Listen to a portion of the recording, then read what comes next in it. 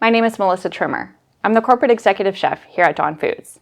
You're joining me today at the Dawn Foods Innovation Studio. We're going to be focusing on fall and holiday recipes, so let's see what we've got. Here's our NUTELLA Babka.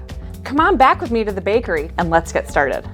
We make our babka using our Dawn Exceptional Danish mix. However, we followed the sweet dough formula on the bag. For this amount, I've actually used 5 pounds of dry mix and just followed that formula. You mix to gluten window and then bench for 20 minutes. So my dough's been benching for 20 minutes and it's ready to work with. First, I'm going to put the dough on the bench. You don't need a lot of bread flour because you can see this dough is nice and tight. Like any of our doughs, the shape that it starts out with will be the shape it finishes with. So I'm gonna pat it into a rough rectangle. Lightly mixed with flour. Remember, we always use a high protein flour on the bench. It will change the recipe less. So in this case, I'm using bread flour. We're gonna roll just enough to fit through my sheeter. Once the dough has been roughly taken out, I'm going to move to my dough sheeter. Before I get going, I'm going to put flour on my sheeter. This prevents the dough from sticking between the rollers. We'll start at the largest setting at the sheeter, so we'll start at 15, and then we'll take it down to 5 millimeters.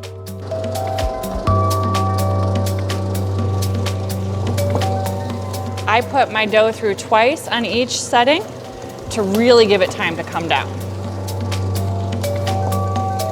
Down to 10. Flipping it around. 5.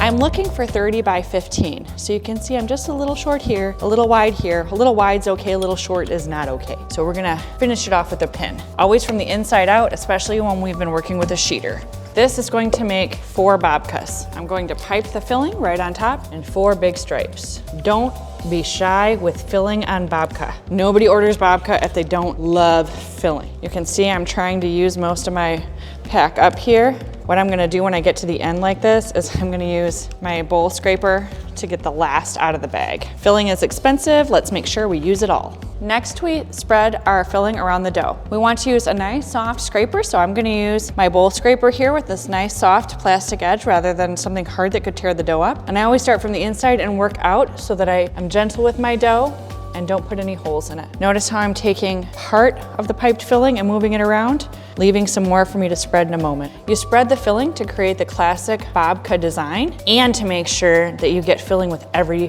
bite or with every slice. Nobody wants to buy a NUTELLA babka and not have Nutella in every bite. Notice how I'm constantly changing direction to prevent from stretching my dough too much in one spot or deforming it after I just spent so much time shaping it correctly. Unlike cinnamon rolls, with babka, you can take the filling all the way out to the edge. I'm gonna relax the dough a little bit, and once I've got it in a nice rectangle, I'm going to cut the dough. This is just enough dough for 4 loaves, so I'm going to cut it first lengthwise, then up the middle. When cutting the dough, notice how I use the chef knife straight up and down. Some people roll individual babkas, and that's okay. If that's what you wanna do in your shop, it's really whatever works best for you. I'm just kinda creating smaller filled sections. Now we're going to roll them. So it's similar to a cinnamon roll. We're going to roll from the inside out, but we're gonna make the roll just a touch thicker than we would do a cinnamon roll. If you'll recall, when I do cinnamon rolls, I do a very thin first layer. With babkas, it's a little larger. I'm gonna make sure we go all the way. If the end's like this, we're gonna pull it a little bit, get all the way to the end, and then we're gonna lay it here. We'll come back to him. Traditional babkas are made using cinnamon filling. I'm using Nutella. You can use whichever one you like. Again, make sure that you keep those ends even. There we go. Always roll the dough towards yourself so you can keep an eye on the interior. These all represent my 4 loaves. You'll notice they're significantly longer than my loaf pan. That's on purpose, and it's so that the dough has room to twist on itself. Before I go any further, I'm going to prep my pans. I'm using classic size loaf pans, and I'm going to treat them with my Bakery Essentials pan spray. Because I'm using so much Nutella, I've really got to spray my pan. My Bakery Essentials pan spray makes sure that everything unmolds perfectly. For most breads, you always shape them with the seam side down. Not for babka. I use the seam side up because that tells me where to cut. I'm going to slice cleanly and evenly without dragging the knife through so that I don't have scraps of dough in between. I want a nice clean cut, see that? All the way down to the end of the dough. I want to really see my layers of filling and dough. Now I'm gonna twist it slightly so that my layers are facing up. Once the layers are facing up, we're going to twist it. Anytime I'm doing a babka or a pan braid or whatever the case may be, I twist from the middle down and then the middle up. In this case, it ensures that my braid or my twist doesn't have a fat side and a thin side. If I started at the top and moved this way, I would go larger to smaller. I want my loaf to stay the same, so I twist from the middle out. As I twist, I'm going to make sure to keep my layers facing up. You'll automatically kind of twist them around, don't do that. Hold them so they're facing up. Pinch the ends, squish them together right into the pan. Tuck the ends, slide it around a little bit, because where this lands now is how it's gonna proof out. The babkas are proofed. You'll know they're done when they have doubled in size and spring back lightly when touched. We're going to bake these at 350 degrees.